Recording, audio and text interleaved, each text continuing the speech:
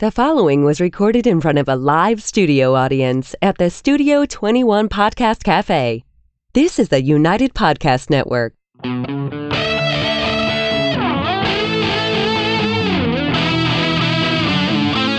Welcome to Dueling Comedians, where two comedians clash to see whose comedy kills and who gets killed. Figuratively speaking, of course. All this to determine who claims the coveted Dueling Comedians trophy. This is Dueling Comedians.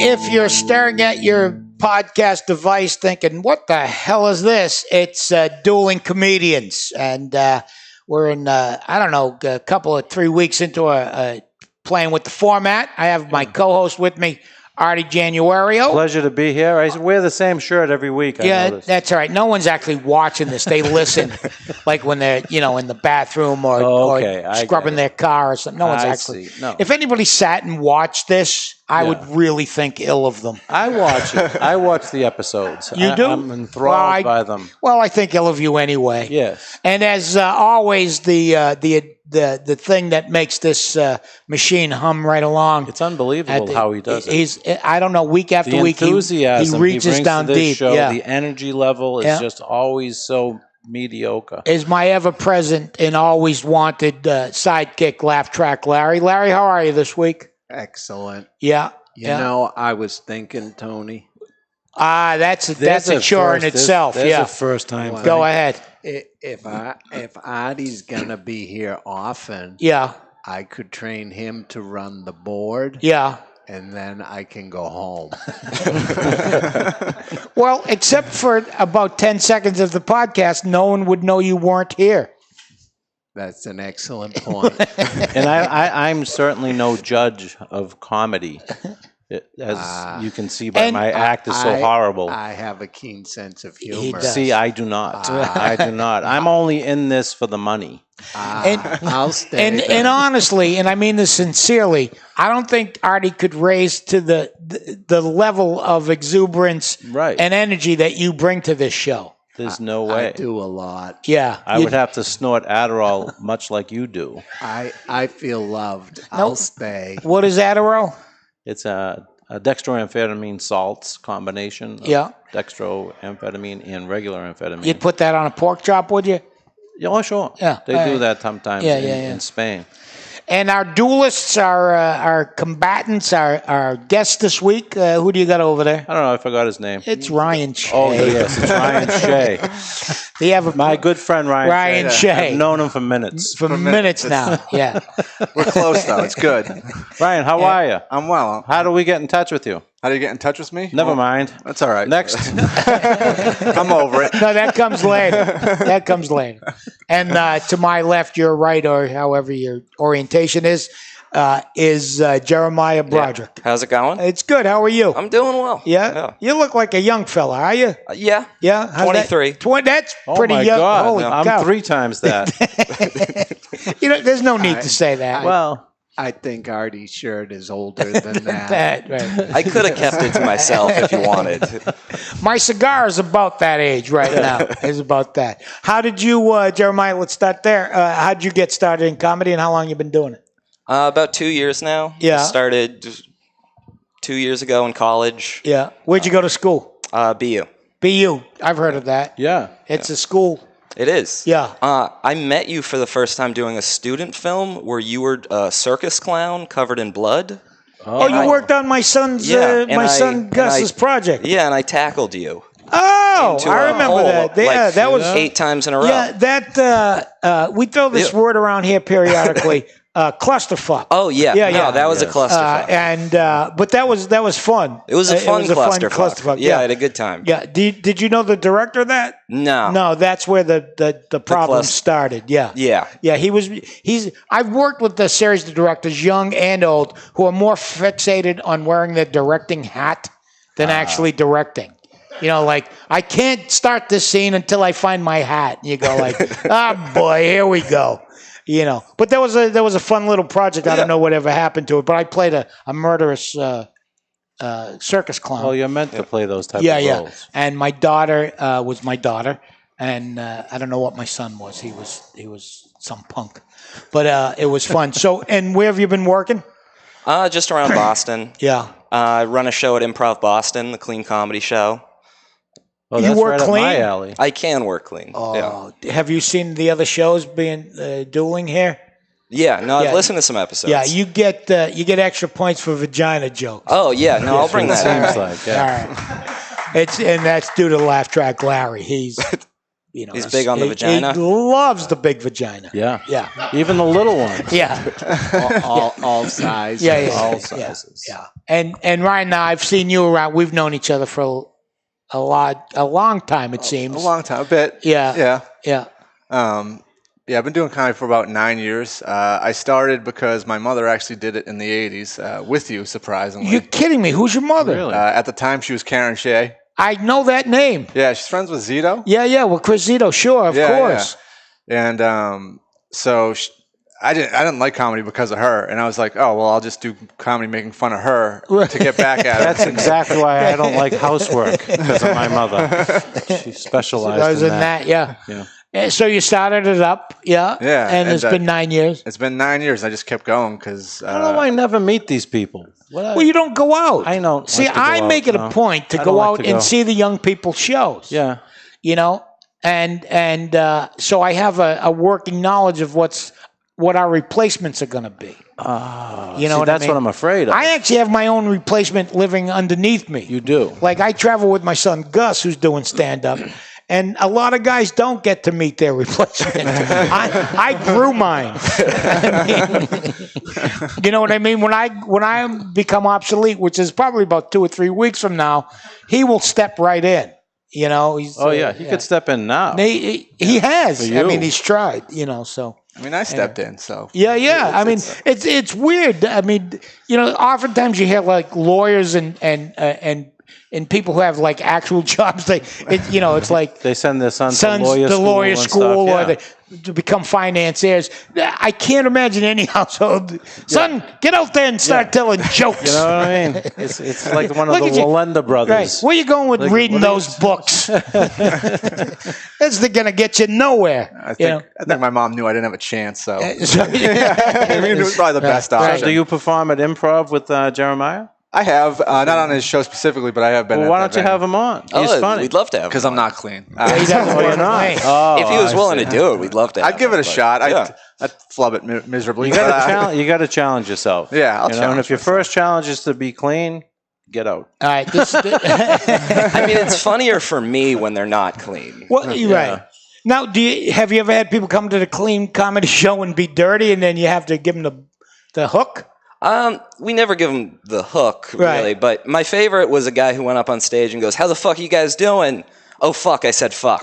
And then he just walked up. Then he walked up. And he just that said, Yeah. "Hey, I'm So- done before I get started." So it's clean as everything, though. Swearing, dirty content, and maybe even opinions? Or is it not opinions? It's not. It's as long as it's like your life experiences, you can talk about You can it. talk about it. Yeah. Oh, wow. You know, I find that over generations that young people, like, you know, Artie, and I think I'm speaking for us, we're schooled in telling jokes. You know what I mean? That's how we grew up. There's a setup, a punchline, or something like that. I find young audiences will run from a punchline. If they smell a joke, they will just clam up. You got to completely. hide it. You got to hide it Yeah, in you a got to be story. clever enough to let them not, Right. to not see it coming. Right. Yeah. You know, Yeah. because if they see it coming, it's not going to work. Right. And do you think that's just because of the times we live in, or is it just every generation tries to put their own stamp on what stand-up is? Oh, I think it depends on. Well, generationally, I do differently. I do terrible in front of people my own age. You do? Yeah. I mean, I do well in front of very old crowds because I'm the grandchild they wished visit.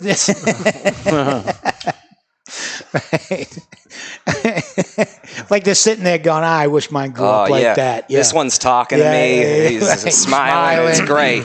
He shaves. having a great time. He Yeah. shaves. He's clean cut. Doesn't have all ink. No, it doesn't have ink all over him. He's not sweat. Yeah. Ryan, has your mother ever seen you perform? Yeah, she heckled me. It was great. Did she really? Yeah, it was super annoying. I was like, "Why?" Like, I was like, "You did this. What are you doing right now?" Do you remember what the heckle was? Yeah, it was, "Don't tell everyone I'm a whore." And I was like, what the hell is that? It's like, you are getting divorced right now because you're not being a whore. Like, that is literally the complaint, which is weird. Right. Yeah. Wow, I can't. I think. So, what's your mother's phone number? I don't know. We don't talk much. What's that music mean, Tony? I don't know, but I like it. No, it means we're going to commercials. You heard it too? Yeah, Okay. we'll come back with these two fine gentlemen and keep listening to Dueling Comedians.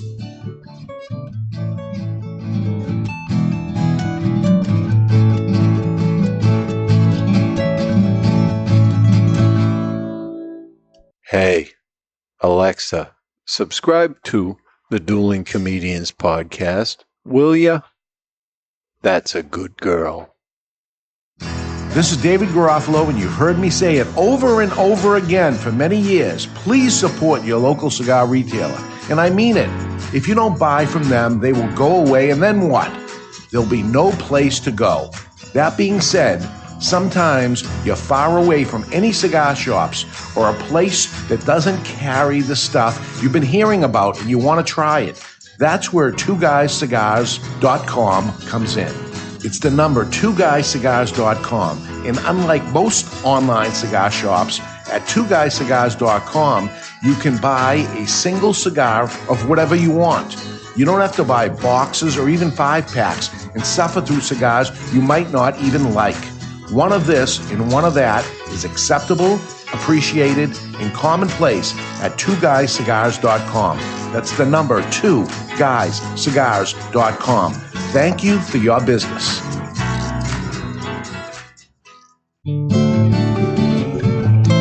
This is Dueling Comedians, and if you're still listening, you really got to take a check on your life. I sincerely mean that. Fellas, how do we get a hold of you if people want to get a hold of you, if they want to come do the clean comedy or wanted a young, fresh-faced, clean comedian? How would they get a hold of you, Jeremiah? Jeremiah Broderick on Facebook. All right, and it's spelled the way it sounds. Yep. Okay. That's a lot of Broderick names. Crawford. Yeah, 10-4. 10-4. Yeah. That's an old reference. That is. I bet you no one in our audience knows. Maybe Laugh Track. Laugh Track Larry. Yeah. Like when you play Texas Hold'em, 10-4 is called Broderick Crawford. And if you say that at a poker table now, people look at you and go, what the fuck are you talking about, old man? 10-4. Yes, anyway. and Ryan? I would say Ryan Shea on Facebook, but that's going to be a tough one, especially in Boston. Ryan, yeah, there's a lot of them. Yeah. I'm not very solo on that. Ryan X Shea on Twitter and Instagram. And I post all my shows. You do? Oh, great. You post all your shows. Yeah. So. Oh, that's fantastic. When you started doing stand-up, did you feel like there was a Boston, sort of template that you had to follow, or did you very much go out and do it yourself? I honestly didn't know what I was doing at all. I was just like, all right, go there, make fun of my mom, get off. Happy Mother's Day. I'm out. Like, that's literally your first show was Mother's Day? Yeah, May 9th, 2010. Oh, that's genius. Yeah. That's fantastic. That was a Sunday. Yeah. Uh-oh. More music. Oh. This show is ripe with music. That means that it's dueling time. All right. I think, who do you want to go first this time, Artie? Who wants to go first? Yeah. I'm not going at all. No, you're not going at all. Jeremiah. Jeremiah will go first. Because he's clean. All right. So I got a job at a Lowe's hardware store, and my least favorite part about it was telling my friends I worked at a Lowe's, because they'd always be like, you're going to get pretty jacked, right? You're going to get pretty good shape, lifting boxes and stuff. And I don't think they've seen the people that work at a Lowe's hardware, because them saying that's a lot like if I was like, I'm working at CVS, and they were like, you're going to be a doctor, huh? Around all that medicine.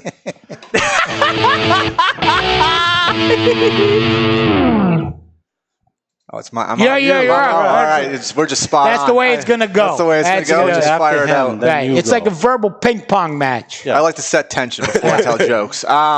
I hate when people like to tell you their ethnicity and how proud they are of it. They'll be like, I'm 100% Irish. You'll be like, oh, really? Where are you from? They'll be like, Rhode Island. And I'm like, really? Is that Rhode Island, Ireland? Or they're like, no, trust me, my name's Patrick Flynn. I'm 100% Irish. It's like, yeah, my dog's name's Merlin. It's not a fucking wizard.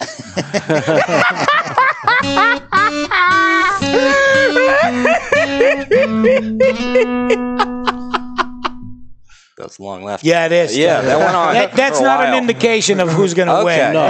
The laugh box. Yeah. We already know who's going to win. Yeah. But just keep going. Completely in the bag.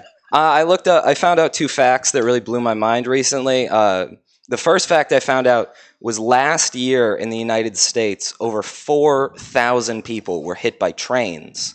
And that really surprised me because the second fact I looked up, which is that also last year, over 99% of the Earth was covered in not train tracks. So...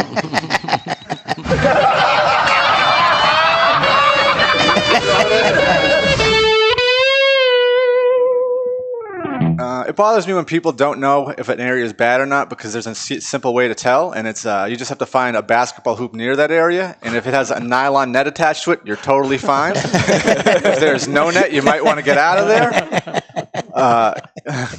Are you done with that? Are you done with that? I've loved it. I've loved my own joke. No, that's all right. That's a good place to stop with that one. We got it. My brother makes a big deal out of his bee allergy. He's always talking about how if he gets stung by a bee, he might die. And I don't think it's an allergy if what you're allergic to is the part of the bee that's poison. Because that's a weakness. You're just bad at fighting bees. And I think that would piss me off most if I was a bee. Because, I'm working all day, trying to kill a guy, and then I do it. Everybody comes along and is just like, must have had an allergy. They're not like, that was a really tough bee back there. A little bee killed a whole guy.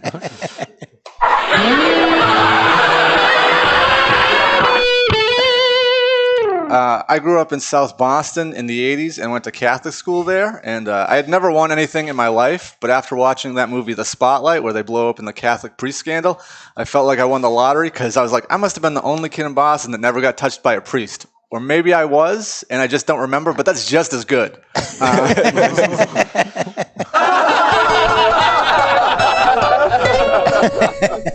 I used to never understand why I didn't see tough guys kick. Because in movies growing up, you see like tough guys throw kicks a lot. But then when you go to like a bar and they fight, they never throw kicks. And I think I figured it out that flexibility is the least manly athletic trait.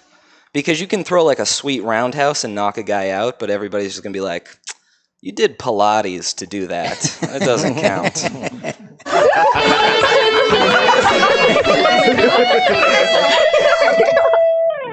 I've never supported gay marriage, and it's not because I'm homophobic or don't think a man and a man or a woman and a woman should be able to get married. It's mostly because of my lesbian aunt. She's a total bitch and doesn't deserve to be happier than me.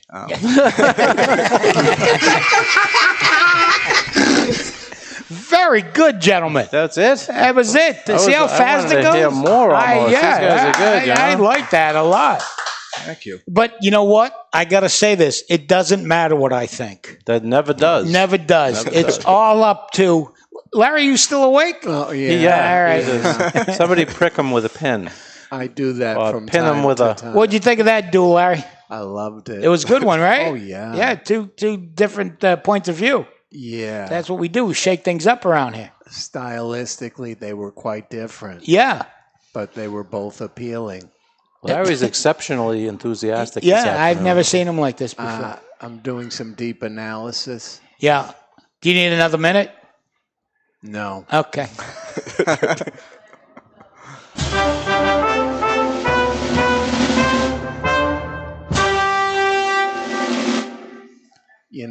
Sometimes it comes down to just the subject matter. Right. With you, yeah. Yeah. Well, yeah. Yeah. And I find lesbian aunt jokes very appealing. You're a fan of that, are you? Oh, it's a whole genre. I could tell you. Never mind. Well, no, I understand it because of what we said at the beginning of the show, which is you like vaginas, and now you got twice as many in a lesbian couple. I hadn't thought of it that way. Well, I like to dig deep. I think technically you get 0, though, because they're lesbians. No, you don't get them, but they do exist. Yeah, just knowing that they have them. Yeah, it's enough to know they're there. Right. So go ahead. So Make it official. I can make the proclamation. The winner is Ryan Shea. Nice job, Ryan. Here's your sticker. You get the sticker and the coveted award. Jeremiah, let me say you have this. to return. Tony, I think Jeremiah deserves a sticker too. Oh, right. See, this is as close as it gets, man. It really is. Do you want to hold the award and feel what it's I'm like? all right. Yeah. Thank you. You want to touch it? You can touch it. Yeah. It needs an exam. It's lighter than I thought it would be. Yeah, it's like the Stanley Cup. Yeah, it's real. Yeah, we'll have your name engraved in it in sparkly glue. So anyway, keep doing it. Keep being clean and funny and clever, and it's great. You won. Nice job, You won. Ryan. It was I great. thought you were the winner. Artie, thanks for being with me again. This is Dueling Comedians on the Studio 21 Podcast Network and wherever fine podcasts are had. Keep coming back, and we'll keep the sword sharp and cutting in both directions.